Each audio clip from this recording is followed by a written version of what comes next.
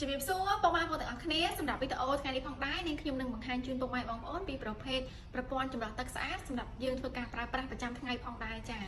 ហើយនេះគឺជាប្រភេទឈុតប្រព័ន្ធចម្រោះទឹកស្អាតដែលយើងធ្វើការចម្រោះគឺយើងប្រើ filter 3ដែលមានតួនាទីទី1នេះគឺយើងប្រើប្រភេទតម្រង resin ចា៎ដែលជួយដកសារធាតុរឹងនៅក្នុងទឹកផងដែរទី2ចាគឺជួយដកក្លិនដែលយើង